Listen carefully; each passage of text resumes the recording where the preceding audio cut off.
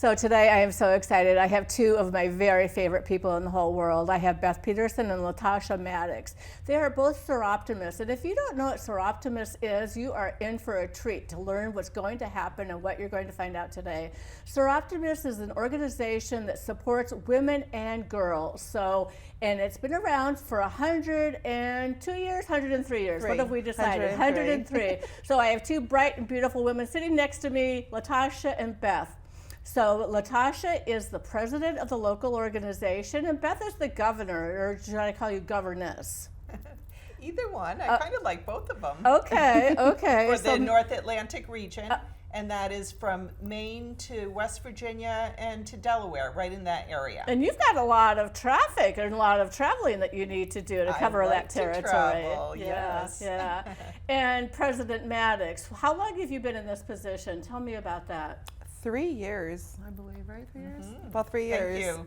Yes, I've been president for about 3 years. And that's a lot, and you guys are doing a lot. So your short bio, LaTasha is Soroptimist Connecticut Shoreline Club president, earned her bachelor's degree in business administration, and you're paying it forward in a job program coordinator at Reliance Health. Yes.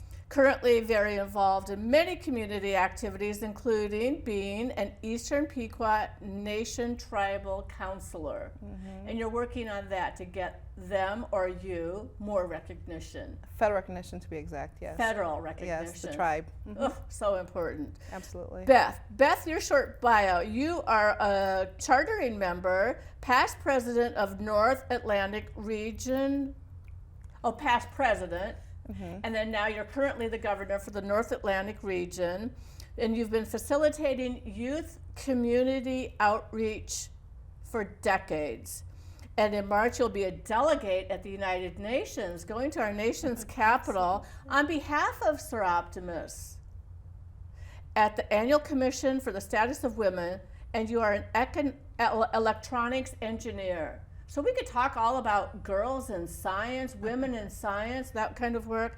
And you're a supervisor at GD, General Dynamics and Electric Boat. Wow, both of you, so prestigious. Thank you so much for sharing your bios and coming and being here with me. My pleasure. So a little bit about Soroptimists. Who are Soroptimists? Basic, first and foremost. We know that they empower women. We empower women. We're all about women and girls, but we also focus on education and training.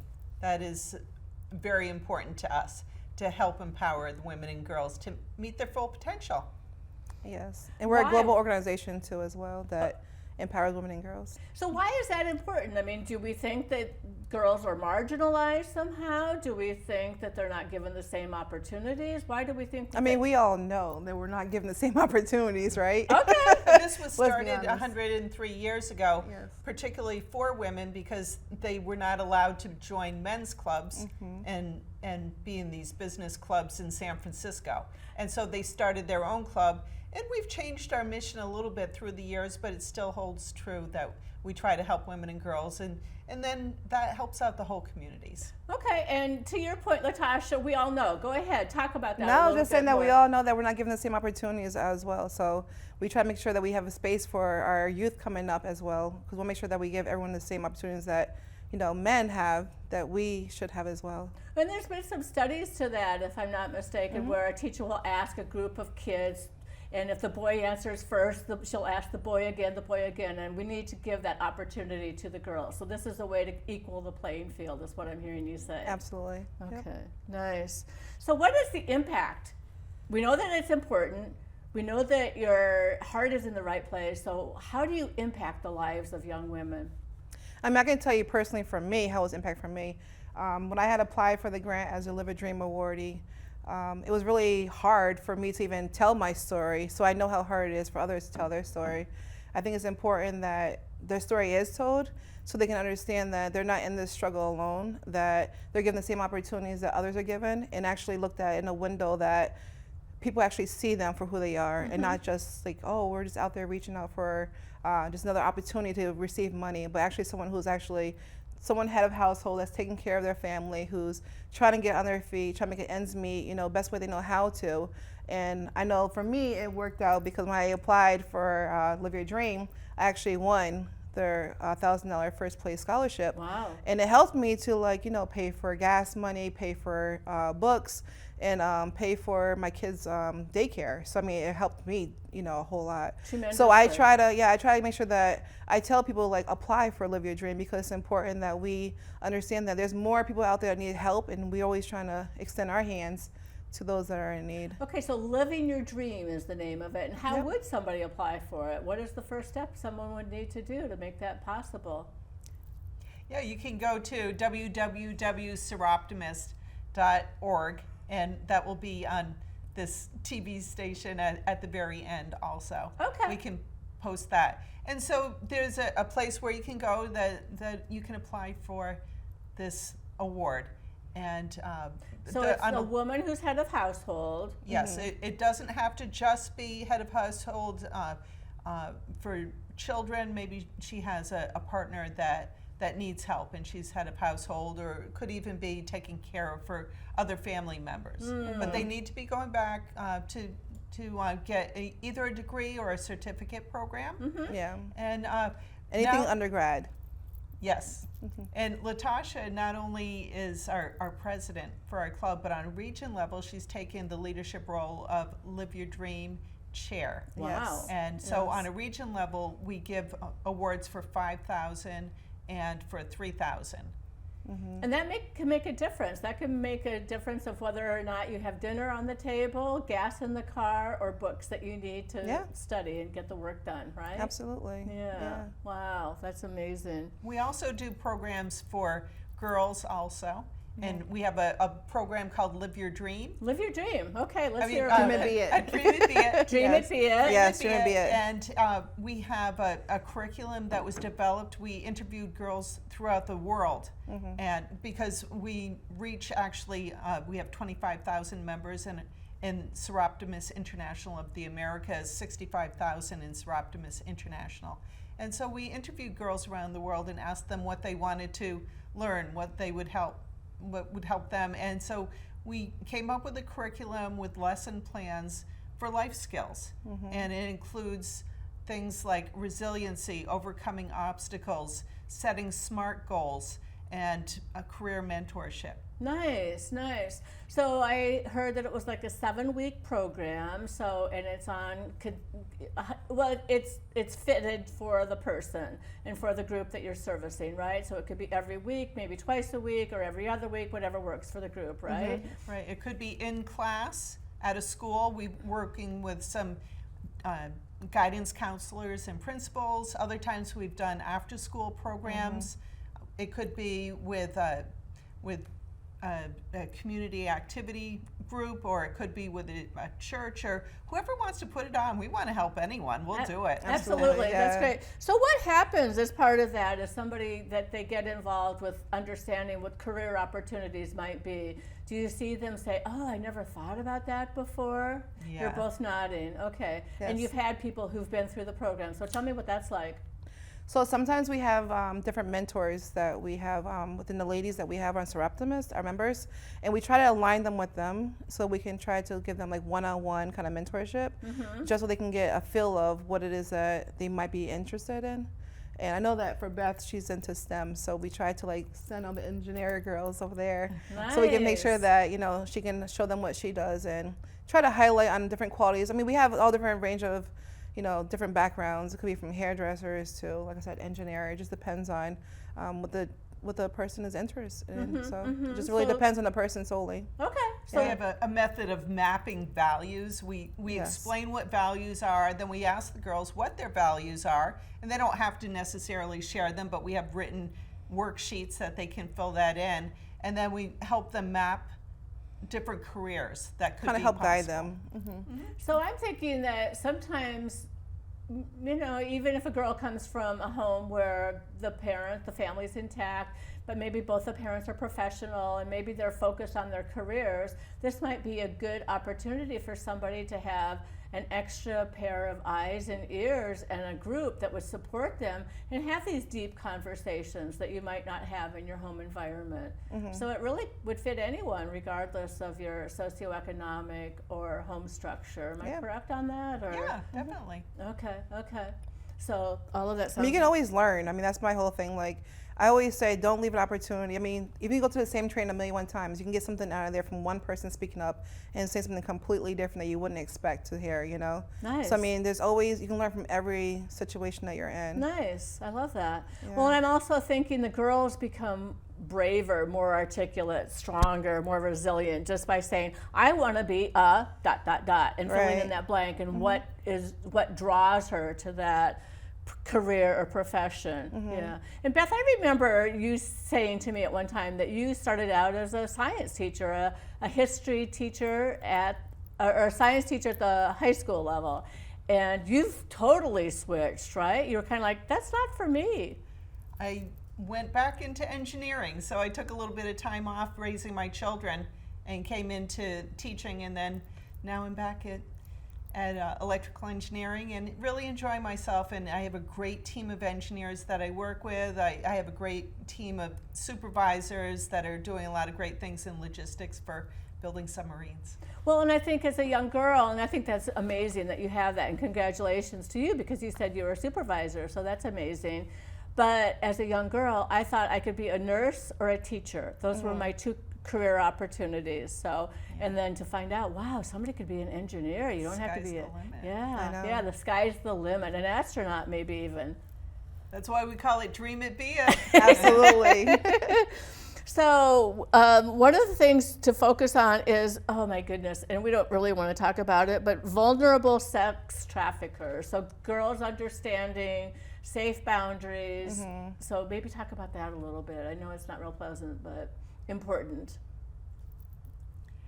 Right. You know, we even have a little bookmark that we're creating, and on one side it talks about healthy relationships, and there's a list. And then you turn it over, and it talks about unhealthy relationships and what's not okay. And then we have some hotline numbers. They're national hotline numbers.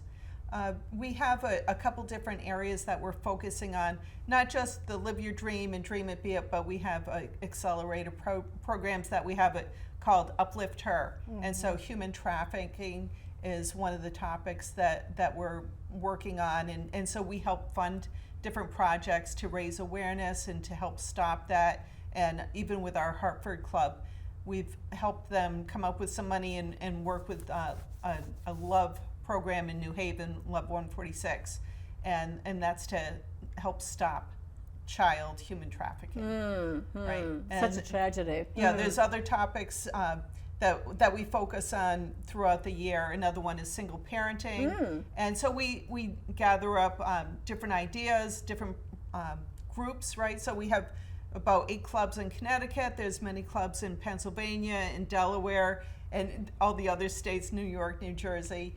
And so we kind of share best practices with each other. Well, what I'm hearing you say is it sounds like it's very resourceful. You have all kinds of things that somebody can draw on, and that you're not alone if you're a single parent or if you're somebody that's feeling vulnerable in a relationship with somebody, or whatever the scenario might be, that you can reach out to this group, to Soroptimist, and get some information and maybe even get some support with an online person to have a conversation with. Okay. Right. So sometimes we don't have all the answers, obviously, either, but we do have resources, and we try to point whoever is going through their situation to the right resources as well. Nice, very nice. Yeah. Wow, so important. Another topic actually is period positive, we call it, or it could be period poverty.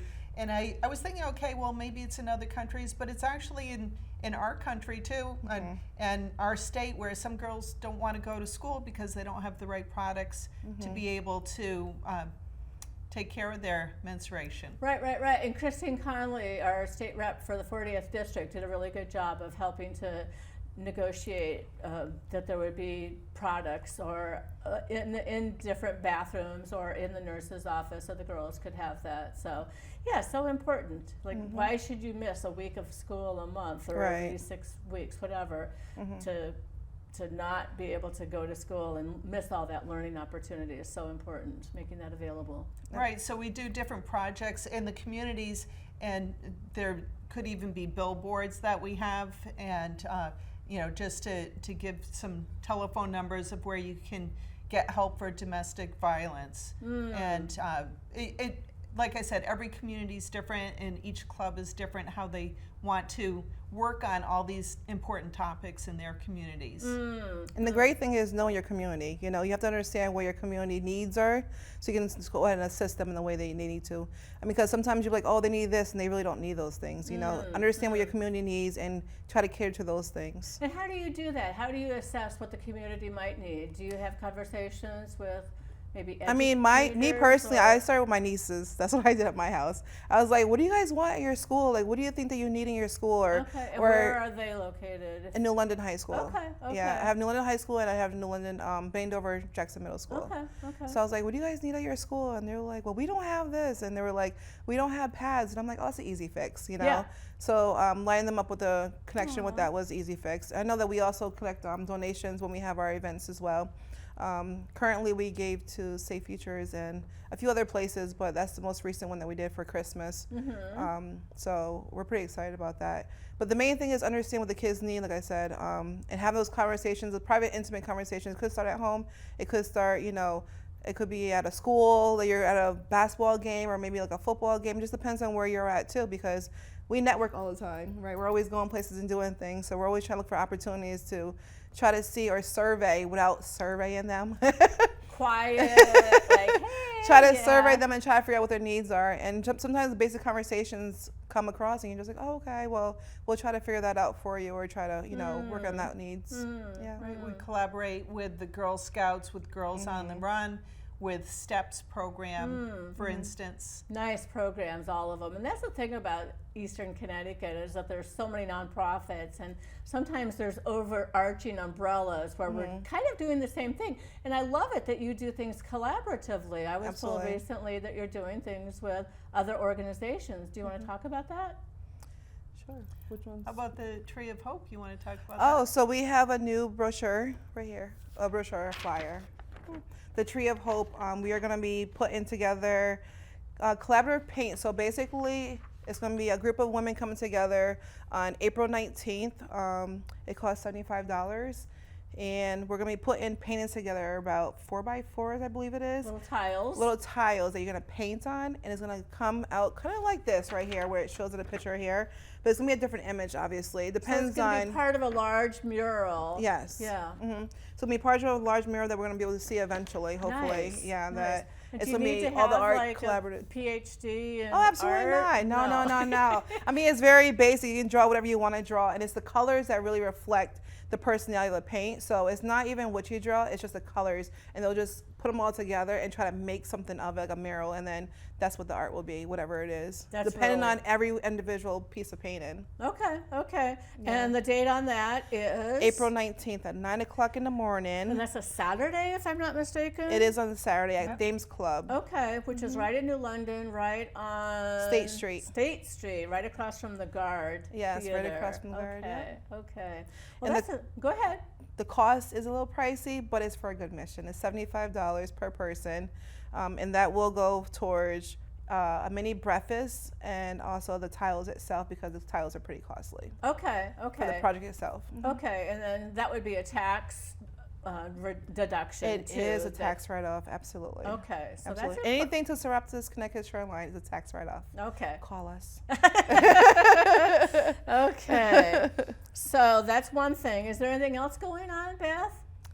Well, I'm going to be going to the United Nations. Oh my goodness. Yeah, Is this your first time? This is the first time I've done it in person. So during COVID, I was able to be an advocate online, but this year I'll be a delegate. So I'll have voting rights to help out with directing our international policy recommendations for women. And that'll be over a 2-week time period.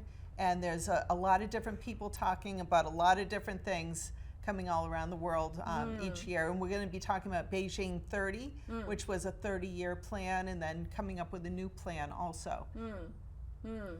So what are some of the things that you're hearing? What do you expect? What's going on? I went there particularly, I was interested in equal pay. That's been something I've been working on for probably my whole career. And I came out being so much more concerned about so many things, going to so many of the different sessions that they have. What I found a particular interest of mine was digital citizen rights. So there's a lot of anonymity that happens online, particularly social media. So digital.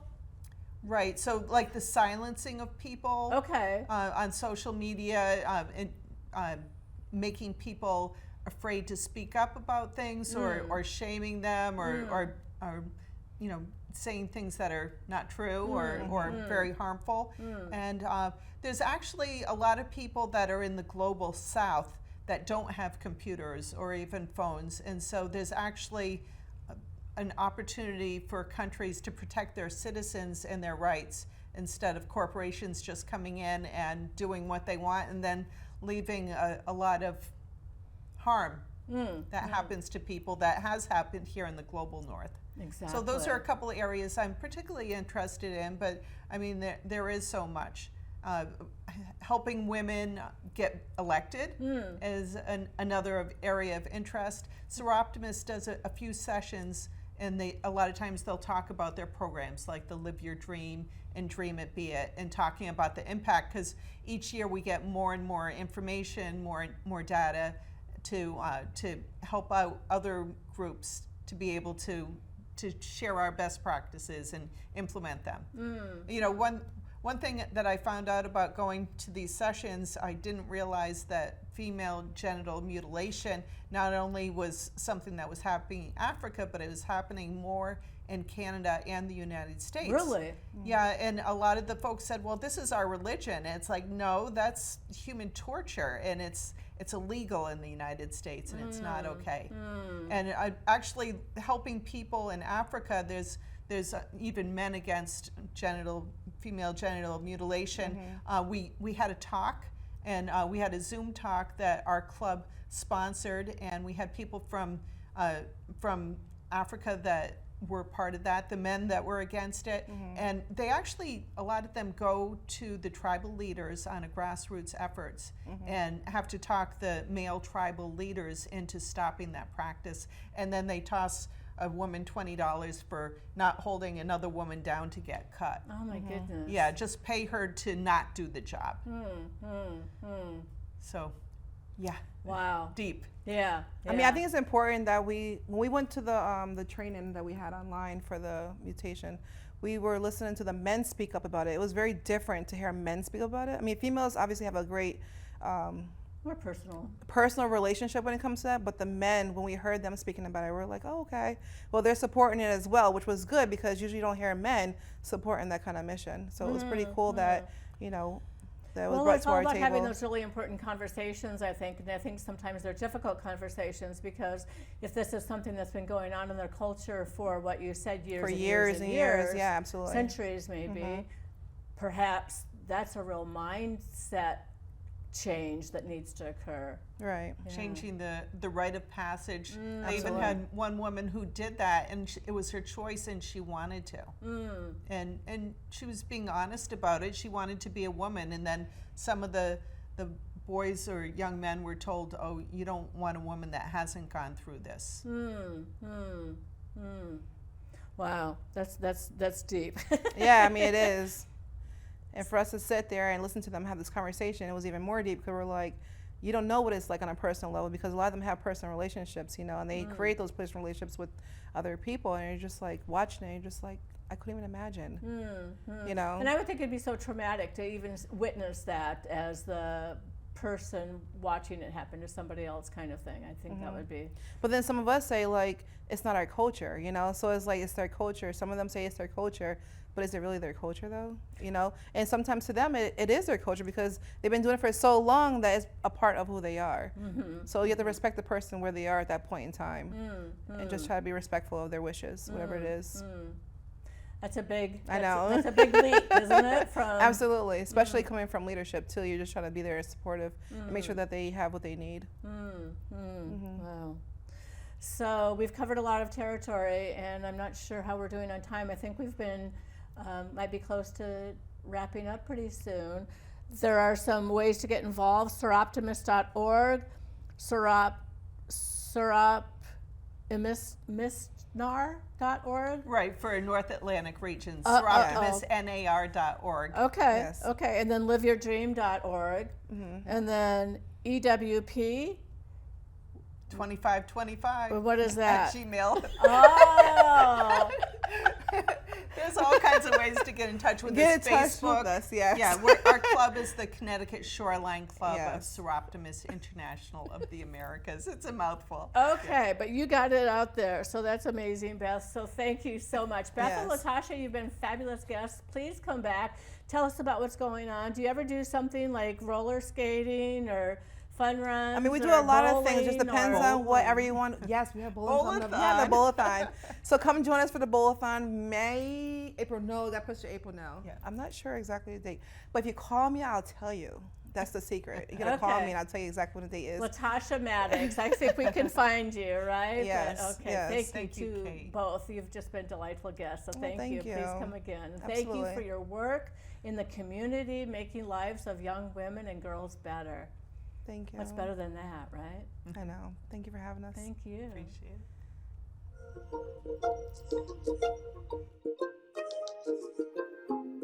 it.